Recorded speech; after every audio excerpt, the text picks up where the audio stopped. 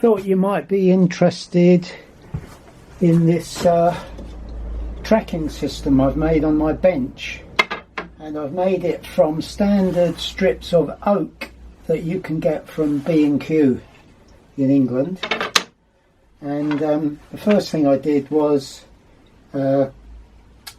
cut out with a hand circular saw this recess in my bench, and the idea was to make like a T-slot using standard widths of oak you can get from B&Q. So this is what I ended up with. So I'll show you how it goes together. So that bit goes in there. So effectively I've just made a T-slot out of standard sizes of oak. It goes on there. I've had to cut the middle down of this to get the correct size, and that. So that's just glued together, and I've drilled 1/2-inch holes for the pegs, or the dogs, or whatever you want to call them. Anyway, that goes in there, like that. Goes in there like that. I won't put all the screws in to bore you.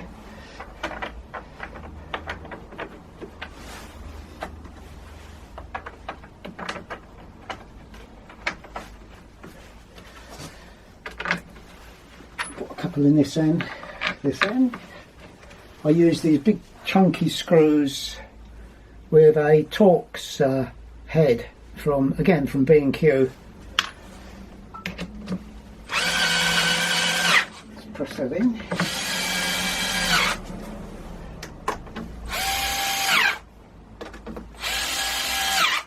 Right, so obviously I've made the sizes so that still slides okay, and I've made this one dog or peg or whatever you want to call it out of boxwood that fits in any hole that you want. For the end, I've just made, again using the same size of oak, just all I've done is at the moment put an M10, I've tapped at M10 and I'm using this M10 studding just to push it at this end, so I'll bung that in quick.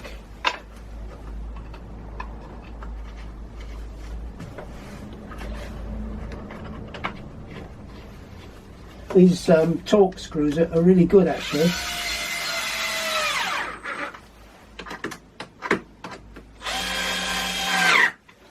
Right, so at the moment all I've got is just an old part of a broom handle or some kind of handle with an M10 piece of studding in it. So I'm sure you see the idea. So that goes in there. And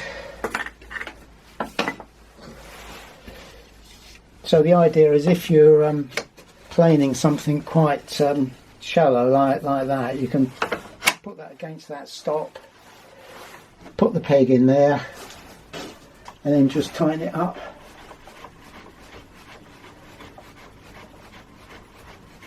Like that. And there you go. Nice and tight, ready to plane. And all that only cost me about 25 quid, which wasn't too bad, and it looks fairly professional, I think. And yeah, it's held pretty tight. So just take that out, and it's all flush as well.